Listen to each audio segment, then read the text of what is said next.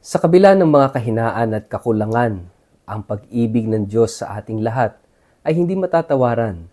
Nananatili itong matatag at matibay.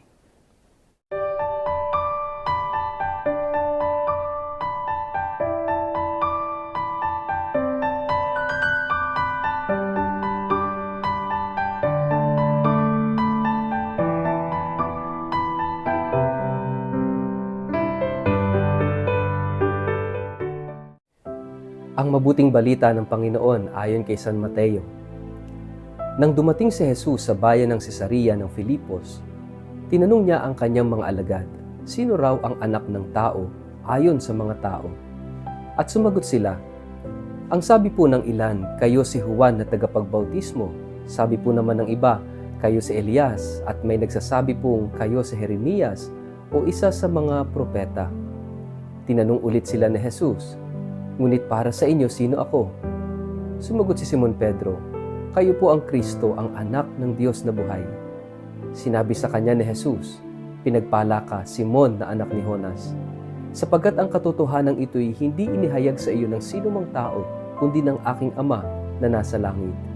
At sinasabi ko sa iyo, ikaw ay Pedro, at sa ibabaw ng batong ito ay itatayo ko ang aking iglesia, at ang kapangyarihan ng kamatayan ay hindi magtatagumpay laban sa kanya. Ibibigay ko sa iyo ang mga susi ng kaharian ng langit. Ang ipagbawal mo sa lupa ay ipagbabawal sa langit, at ang ipahintulot mo sa lupa ay ipahihintulot din sa langit. At mahigpit niyang iniutos sa kanyang mga alagad na huwag sabihin kanino man na siya nga ang Kristo. Ang mabuting balita ng Panginoon.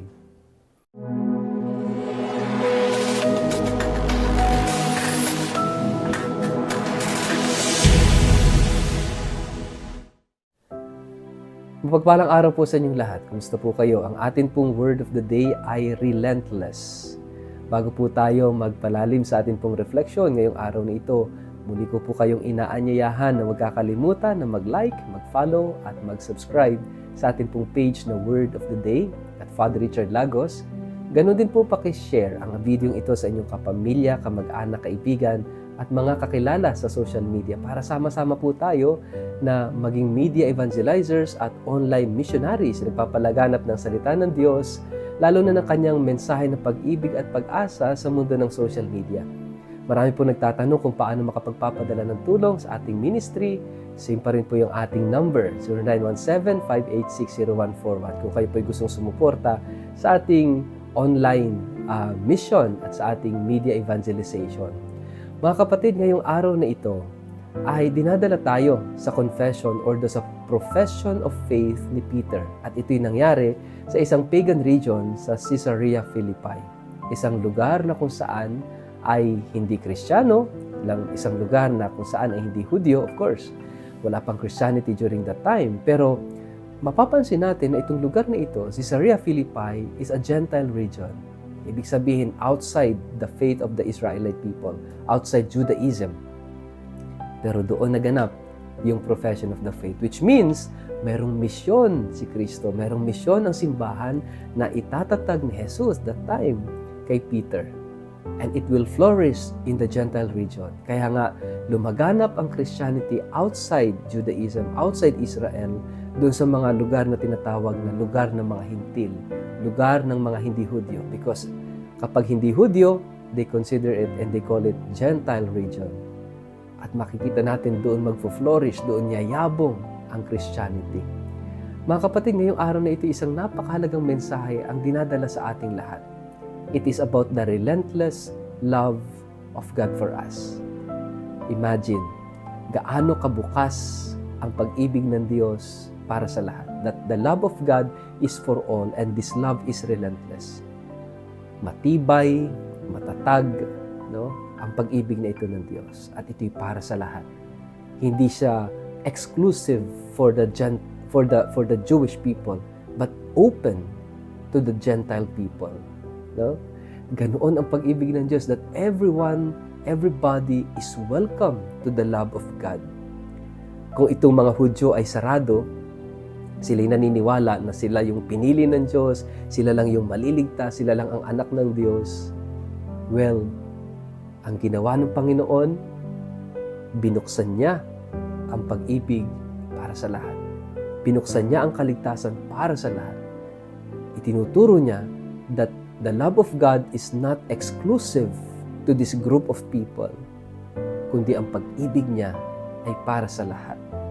Kaya nga itong simbahan, itong iglesia na tinutukoy dito sa atin, ito yung sinabi kay Pedro, Pedro, ikaw ay bato.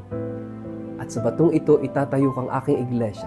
Itong iglesia from ecclesia, from the Greek word ekkalein, which means to gather. Itong simbahan na ito, itong church na ito, ang totoong simbahan, itong totoong iglesia ni Kristo, ay ang simbahang Katolika. Catholic means universal because the love of God is universal. The love of God is for all. The salvation is for all. Hindi siya exclusive, hindi siya limited to a particular group of people. Kaya nga itong pananampalatayang ito kay Kristo ay naganap, itong profession ni Peter naganap sa Gentile region, not even in Jerusalem. Dahil itong mga Hudyo, masyado silang exclusive. They believe that they are the chosen people of God at sila lang yung maliligtas.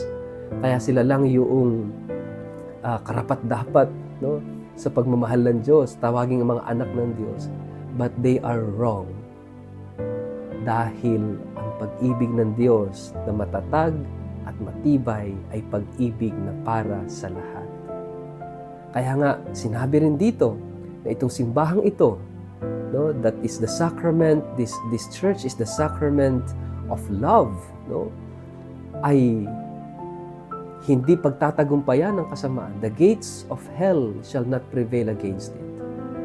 Kaya nga, marami na ang gustong magpabagsak, sumira sa simbahan from the very beginning up until today. Pero magpahanggang ngayon, the Catholic Church exists. The Catholic Church remains. Why? Dahil may pangako si Jesus. At dahil itong simbahan na ito ay itinatag ni Jesus, hindi sa kahinaan, kundi sa kalakasan ni Pedro. Maraming kinahinaan si Pedro, maraming kakulangan, makasalanan din si Pedro, pero hindi doon itinatag ni Jesus ang kanyang simbahan. Doon sa pagiging bato, doon sa pagiging matibay at matatag. At ano yun? Yung pagtanggap ni Pedro ng pag-ibig ng Diyos. It is the love of God, that relentless love of God for us. Doon itinatag ni Jesus ang kanyang iglesia, ang kanyang simbahan. And this love is for all, for everybody na gustong tanggapin ang pag-ibig ni Jesus. Kaya nga mga kapatid, it is a big reminder for us. Marami man tayong kahinaan, marami man tayong kakulangan, marami man kayong nakikitang kapintasan sa mga namumuno sa simbahan. Always remember, we are the church. Tayo yung simbahan, tayo ang iglesia ni Kristo, tayo yung simbahang itinatag ni Jesus, at mahal tayo ni Jesus sa kabila ng lahat. Ang tungkulin ni Pedro bilang susi, ibinigay sa kanya, to bind and to loose, is to open the kingdom of God for us. Ibig sabihin, ibukas, no, ang pag-ibig ng Diyos sa ating lahat. Ihatid, ipadala, iparamdam, ipamulat ang pag-ibig ng Diyos sa bawat isa sa atin. Itong relentless love of God for us. Kaya nga Christianity, Catholicism is a religion of love. Ito yung relihiyon ng pag-ibig. At ito yung isang paalala sa ating lahat that as followers, as Christians, as Catholics, tayong lahat ay tinatawag ding magmahal. Tinatawag na tahakin ang landas ng pag-ibig na ito. Dahil tayo ang simbahan. Tayo ang iglesia ni Kristo. Tayo ang relihiyong itinatag ni Jesus. Ang relihiyon ng pag-ibig. Sa ngalan ng Ama at ng Anak at ng Espiritu Santo. Amen. Ama naming Diyos na makapangyarihan. Salamat po sapagkat kami itinuring at ibinilang mo na iyong mga anak sa pamamagitan ni Jesus na nagtatag ng iyong simbahan. Nagtatag ng iglesia, ang iglesia ang simbahan ng pag-ibig. Nawa kami ay palagi at patuloy na makatugon sa iyong pag-ibig, tahakin ng pagmamahal at maging bukas para sa lahat. Amen. Pagpalain po kayo at ingatan ng makapangyarihang Diyos, Ama at Anak at Espiritu Santo. Amen.